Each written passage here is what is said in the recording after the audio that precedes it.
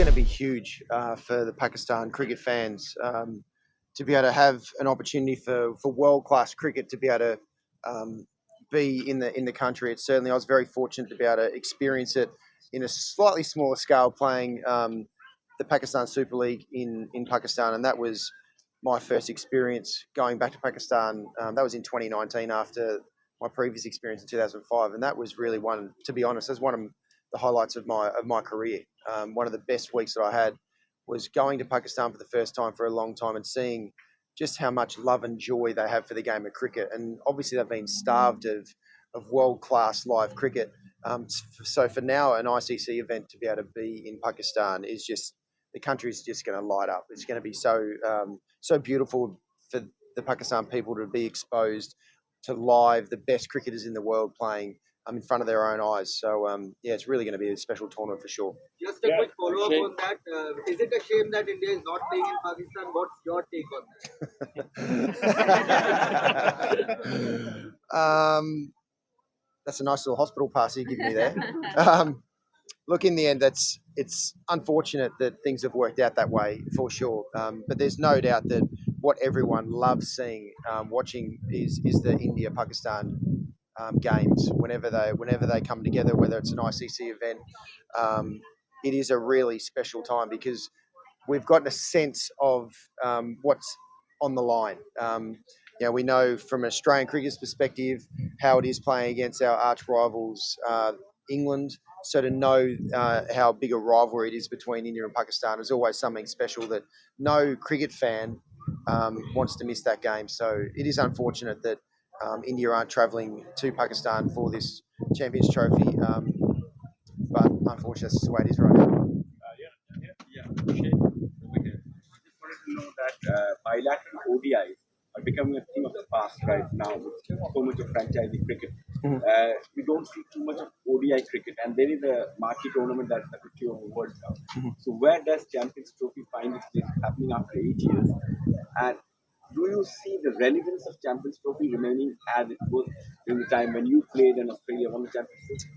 Yeah, for me, the Champions Trophy is a critically important tournament in world cricket because the One-Day World Cup is only every 4 years, and the Champions Trophy was great because it broke up those 4 years. So you were playing an ICC event, and the Champions Trophy was a special tournament from a playing perspective because there was always something riding on every single game. And when you're playing bilateral series throughout the year, you can get a bit stale, whether that's from a playing perspective, but for the fans as well. But when you play an ICC event and a Champions Trophy where there's only 8 teams, there is something riding on every ball. And as a team, you have to hit the ground sprinting. Otherwise, you'll be out like it was for the Australian team in 2013. So it's an awesome tournament. Look, I've got incredible memories from my first Champions Trophy in 2002 in Sri Lanka, and then 2006 and 2009, which we won. So look, I've got incredible memories as a team, but also individually as well. With for me, that was the time where I was able to put in some performances that solidified in my own mind that I had the tools to be able to perform for Australia against the very best. Shane, just to follow up that question, how do you see the future of ODI cricket? Now you just as has asked that now bilateral ODIs are not happening. People are more accustomed to T20 cricket. So, do you see any changes in the format? Maybe some that like the Sachin Tendulkar suggested 25 over, 25 over. Any changes do you see, or how do you make ODIs more interesting? Look, ODIs are very interesting when there's something riding on every single game, and that's where the Champions Trophy provides that. That's from a playing perspective. The players love playing in those games, in those tournaments, but also the fans love watching those because they are fully engaged in every moment of every game. Because if the team gets it slightly wrong, then you're out of the tournament. Whereas the bilateral series, there's not as much context in general across the board, and that's why the more tournaments there are, like an ICC event, like the Champions Trophy or the World Cups, that's when the fans really are fully engaged and the players are really putting it all on the line as well. There's no sort of cruise control at all in a Champions Trophy or an ICC event. So, for me, that's the way that you keep giving one-day cricket the energy that it needs. Because it is a great game. It's a great format. It provides that balance between Test cricket and T20 cricket. We never want to lose the format of one-day cricket, but there needs to be context as often as possible, and that's where the Champions Trophy certainly provides that. Rohit? Just want to ask that, how do you see, Rohit Sharma and Virat Kohli, specifically the way they both played their last 50-over tournament in India, 2023 World Cup, and after that, the kind of discussions, the kind of, at this point of time, what they are, going through here in Australia, do you think that what happened here is not going to influence, this specific tournament as far as their mindset and the form is concerned, and specifically Rohit Sharma, the captain? Yeah, I don't think it'll play really a part at all with Rohit Sharma and Virat's impact in one-day cricket. It's going to be different conditions where they're playing in Dubai. It also, one-day cricket does really free them both up as well. Virat Kohli is an absolute master of one-day cricket. Yes, he's a master of all formats, but especially one-day cricket. You see his extraordinary numbers over a long period of time, averaging around 57, a strike rate of 93 over a long period of time. It's crazy to think the control that he has over his innings, and we'll see that again in the Champions Trophy. Rohit Sharma, like we saw in the One Day World Cup, when he was at his very best, he was taking on the game, and it's more difficult to be able to do that in Test cricket. Well, I suppose unless you're Sam Konstas, then you sort of do that. But outside of that, it's more difficult to be able to do that. And Rohit Sharma hasn't been able to find that balance here in Australia. But when he goes and opens the batting in one-day cricket, he lets loose. And when he lets loose, that's when we see the very best of Rohit Sharma. So I'd be very surprised if he doesn't perform really well in the Champions Trophy, knowing that he probably doesn't have a lot of time left, whatever that is, but a lot of time left in international cricket. So I'm sure he'll let the handbrake off. No, just one question. Sorry. Yeah. Got to get around to the bills. Shane, quite a spectacular debut at the NCT. Sam Konstas, he said one of the few people he expects to receive a message from when your name was top on that list. What was that message, if at all you sent one? And how taken away were you when he attempted that ram shot of Umrah and the way he handled the Virat Kohli shoulder bump? Yeah. Look, he's a special young man, and I've been very fortunate to have been spending a lot of time with him over the last 4 years as he navigates his journey through, to the top of where he is right now. He's certainly someone who's desperate to be as good as he possibly can be. He'll leave no stone unturned, and that's the reason why I've really enjoyed spending time with him and helping him along his journey. Look, there's no doubt that I understood what his game plan was. Well, plan A was anyway. So when plan B sort of kicked in quite quickly within a couple of overs, that was a little surprising. But the one thing that we've always talked about is trusting his gut. I've done majority of the work that I've done with Sam Konstas has been around the mental side of him as a performer. And one of the things that we really talk about is trusting your gut feel, trusting intuition of what's required right now.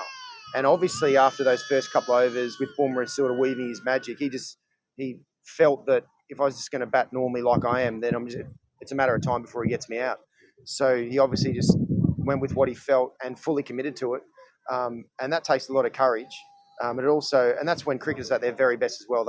They weigh up all the situations, they trust what they feel and then fully commit to it. And Sam certainly did. Look, it's going to be a different challenge for it now because he's shown what his plan B is.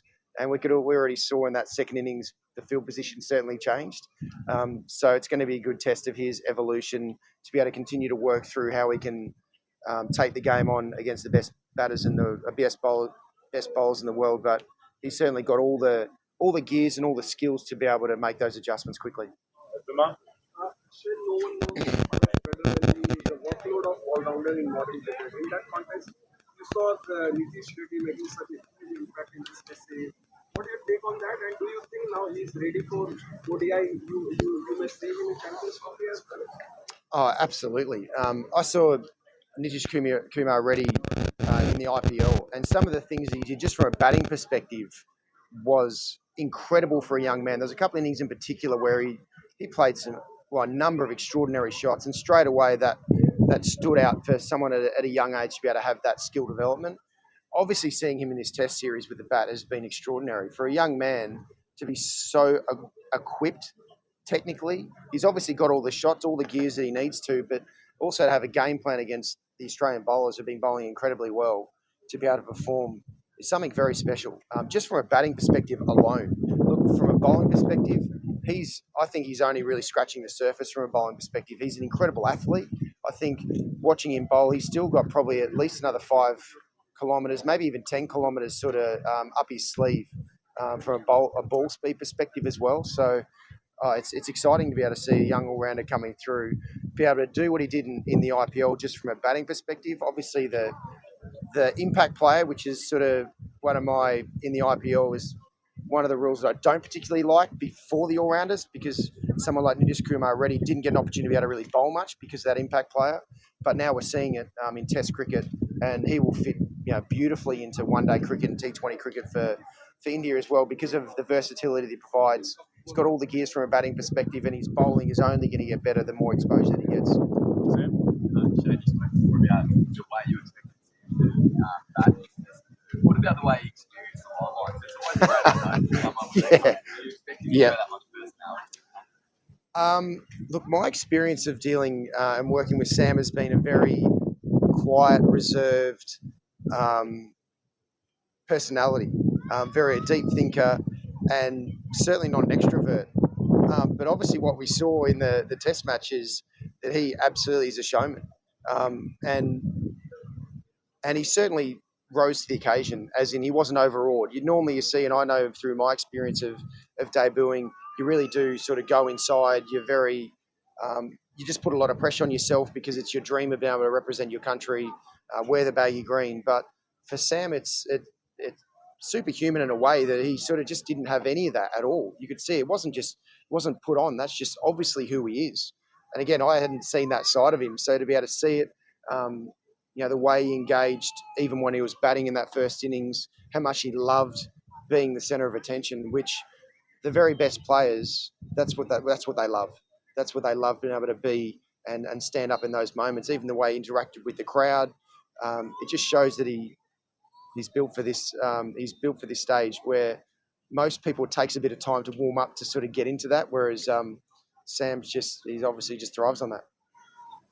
Shane, we're obviously seeing a new all-rounder for the Aussies here in Sydney with Webster making his debut. Obviously, another former Tassie all-rounder and yourself kind of as well. What have you made of those kind of form over the last 18 months, and what do you think we'll see in him in the test level? Yeah, look, Bo's been slamming down that door. He's been knocking very hard with his performances over the last couple of years. He's been very consistent with bat. He's been very consistent with the ball as well, and his bowling's only getting better and better. So he's certainly done everything he needed to do to be able to be rewarded with a test debut here in Sydney. And it's unfortunate that Mitch Marsh just hasn't been able to contribute like he has done in the past. Obviously, from a bowling perspective, he hasn't been able to contribute like he has done in the past as well. So to be able to get some fresh legs in there, to be able to really help the bowling unit, the Aussie bowling unit, I think is going to help a lot. We've seen how extraordinary the Aussie bowlers have been with all of them, but the one that stands out to me the most has been Mitchell Starc.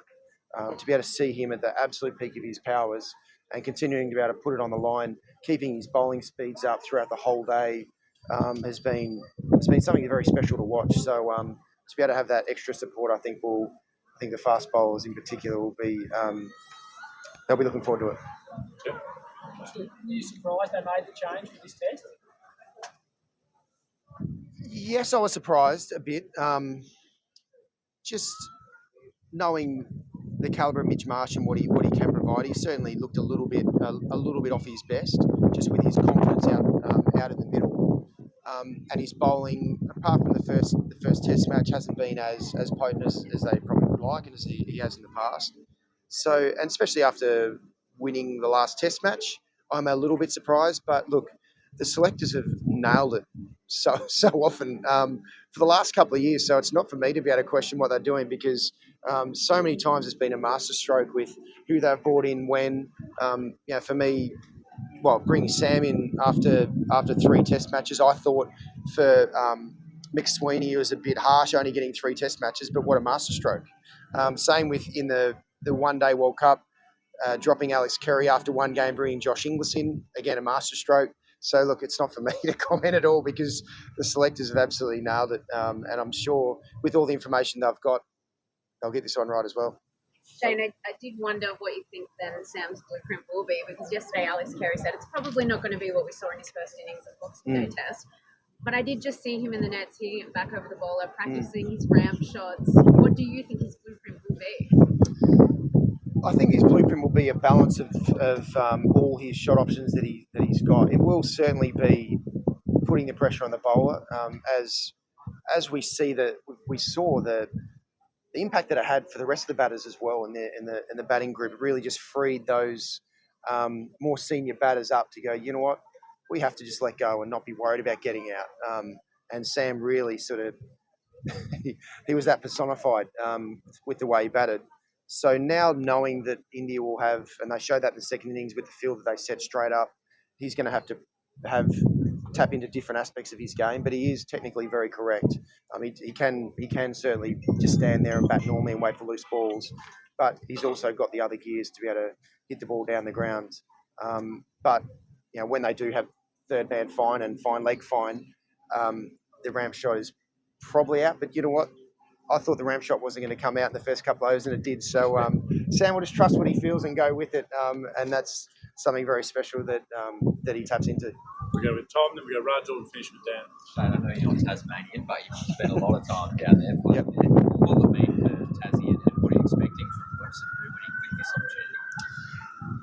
Yeah, it's a big moment for Bo Webster and for Tassie cricket to know that they've produced another world-class player. And we've seen what he's been able to do, and he's been a consistent performer in every opportunity he's got over the last couple of years. So he's a tall guy. He's got options with the ball, but also he knows how to score runs. And the beauty of this as well is that picking someone who's been in really good form as well. He's been.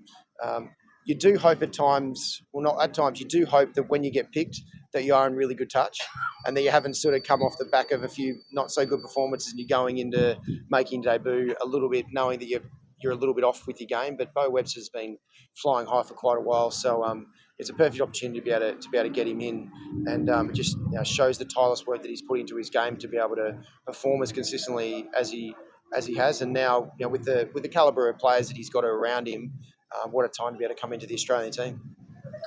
I was going to say, just to line on Sam being the youngest Australian Test player at the SCG in over 100 odd years, the achievement of that in itself. Can you give us an insight into the week that is? Like, I'd imagine there's a cast of 1,020 tickets from him and a home test, and his family would be pretty excited for what this week will bring. Yeah, this has certainly been an incredible week for Sam, for sure. It's been something that he only ever dreamed of. He was desperate to be able to get there, and in his own mind he'd set the course of where he wanted to get to, and there's been different ways for him to be able to get there. But for a young man to be able to perform like he has and do the things that he's done when the opportunities has arisen, there's no secret for me the reason why he's been able to perform like he has at such a young age. He's been so diligent with his technical development, with his mental development. He's just been so diligent with implementing the right mental skills over the last 4 years in particular and troubleshooting those. And for me, that's the reason why there's no surprise that he's able to bring the best version of himself, like ball after ball, so consistently.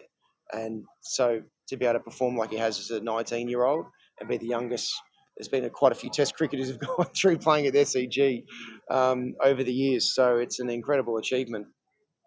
But it doesn't come about without the incredible hard work and disciplined work that he's done. He's shut out all distractions around him for a long period of time with the single focus on, I want to be the best cricketer I possibly can be. I'm going to source all the information that I possibly need, and then I'm just going to drill it in. So then hopefully I get as close as I can to my destination and quite quickly, and he's got there and then some. The Champions Trophy, look, the beauty of it is, yes, it's only 8 teams, but it does mean that every game there's something riding on it. Like for me, with the World Cup, it's a great thing that the smaller countries get an opportunity to be able to play in a World Cup, which is an amazing experience. But to be able to distill that down and just have 8 teams, whether it's 8 teams or 10 teams, but every team that you're playing against is incredibly good, and every team knows going into every game they have to be at their very, very best. And there's not, apart from like the stage in the World Cup when it moves into that, for it to start out, for a tournament to be able to start out so cutthroat from that very first game, I love it. I always have. I love playing it, and I know the players love playing it as well. and the viewers love watching it. Yes, it means that there's only 8 teams that play in it, and a number of world-class teams do miss out. But I do love the thought of it really being a really high-end tournament where there is something riding on every ball. Dan, last one. Sorry, one question. I think. Yeah, Dan, last one. Hey Shane, I'm just wondering. There's been a bit of criticism, I guess, of some of the shots that India's players played at the back end of the Melbourne Test match, given the match situation. Cricket does seem to be getting more individualised, but with T20 franchise cricket, how do you balance that and that mindset with, I guess, the Test cricket mindset, where it's it's a team plan, or how do you weigh that up? Yeah, look, things have evolved a lot in Test cricket. But a number of the shots that players do take on nowadays, it certainly wasn't in my shot vocabulary at all. Thinking about you could play a reverse sweep or a switch hit to fast bowling was just something that was, I never would have contemplated. I know if I probably did when Ricky Ponting was captain or Michael Clarke was captain, I wouldn't have been welcomed back into the dressing room. But now things have evolved a lot. Which is a great thing with the skill development. It's not like these players can play these shots incredibly well. So it does mean it's more high risk. It does mean that these shots are premeditated, which means that there's more chance of the bowler getting you out. But it's also the beauty of the confidence and skills that these guys have. So when players are premeditating with those shots, they are walking a fine line. There's no question. But it can be incredibly effective and has been for these batters. So they just have to continue to push that fine line and hope that they fall on the right side of that fine line more often than not. But when they fall on the other side, because it is high risk and it is premeditated, that's when coaches, teammates, but also the media will come down pretty hard because it doesn't look great at that moment in time. But that's also what makes these players so devastating when they get it right and they do keep falling on the right side of that fine line.